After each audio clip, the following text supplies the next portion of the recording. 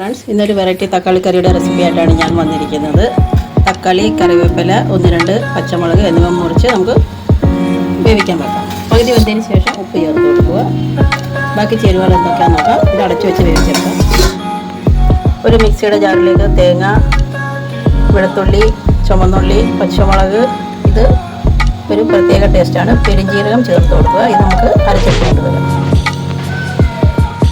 നമുക്കൊന്ന് തുറന്ന് നോക്കാം. അങ്ങനെ നമ്മുടെ തക്കാളിയൊക്കെ നല്ലോണം വെന്ത് വന്നിട്ടുണ്ട്. ഇനി ഇതിലേക്ക് നമുക്ക് മുളക് പൊടി ചേർത്ത് കൊടുക്കാം. 1 സ്പൂണ്, എൻ്റെ ചെറിയ സ്പൂണാണ്, അതുകൊണ്ടാണ് 1/2 സ്പൂൺ കൂടെ ചേർക്കാം. എൻ്റെ വളരെ ചെറിയ സ്പൂണ്, അതുകൊണ്ട് അത്ര ഇട്ട് കൊടുത്തത്. ആവശ്യത്തിനുള്ള ഉപ്പ്,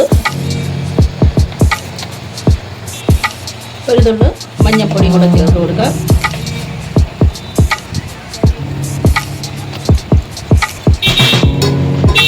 തക്കാളിയൊക്കെ നല്ലോണം വെന്ത് വന്നിട്ടുണ്ട്. ഇനി തിരി കുറച്ചിട്ട് നമുക്ക് ഇത് നല്ലോണം ഉടച്ചെടുക്കാം.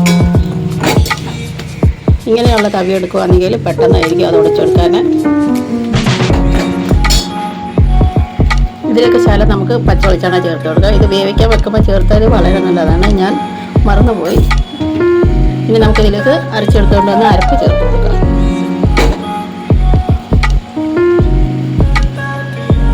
അരപ്പ് നല്ല പേസ്റ്റ് പോലെ അരച്ചെടുക്കണം. ഇത് ഇതിലേക്ക് നമുക്ക് ചേർത്ത് കൊടുക്കാം. നല്ലോണം മിക്സ് ചെയ്തെടുക്കാം.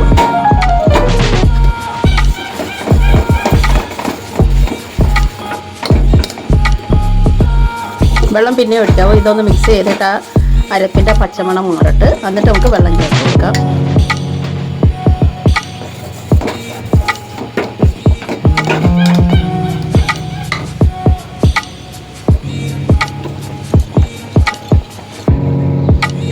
അരപ്പിൻ്റെ പച്ചമണമൊക്കെ മാറിയിട്ടുണ്ട്. ഇതിലേക്ക് നമുക്കിനി വെള്ളം ചേർത്ത് കൊടുക്കാം. ഒന്നുകൂടെ നല്ലോണം മിക്സ് ചെയ്തെടുക്കാം.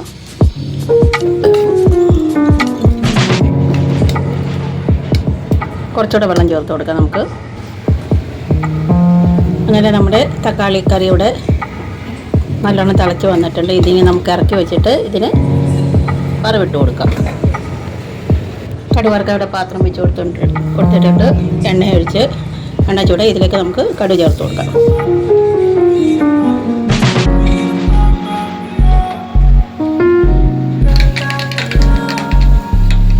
കടുകൊക്കെ പൊട്ടിയിട്ടിട്ട് നമുക്കിനി ഇതിലേക്ക് ചെറിയ ഉള്ളി ചേർത്ത് കൊടുക്കാം.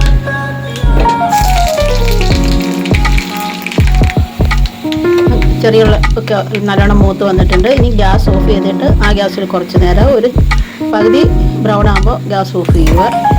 ബാക്കി ആ ബർണറിൻ്റെ ചൂടിലായിക്കോളും.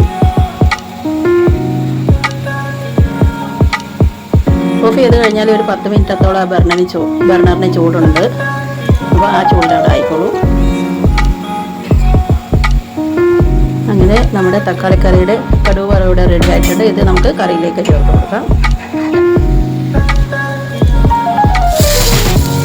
വളരെ ടേസ്റ്റി ആയിട്ടുള്ള നമ്മുടെ ഒരു വെറൈറ്റി തക്കാളി കറി. ഇതെൻ്റെ സ്റ്റൈലാണ്. നിങ്ങൾ ഇതുപോലെ ഒന്ന് ഉണ്ടാക്കി നോക്കി കമൻ്റ് ഇടാൻ മറക്കരുത്.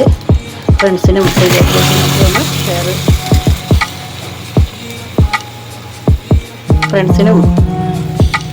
റിലേറ്റീവ്സിനൊക്കെ ഒന്ന് ഷെയർ ചെയ്ത് കൊടുക്കണം. ഇതെൻ്റെ സ്റ്റൈലാണ്, എൻ്റെ ഇത് മാത്രം. അപ്പം നിങ്ങളൊന്ന് ട്രൈ ചെയ്ത് നോക്കൂ. വീണ്ടും ഒരു വീഡിയോ ആയിട്ട് കാണുന്നവരേക്കും എല്ലാവർക്കും ബൈ.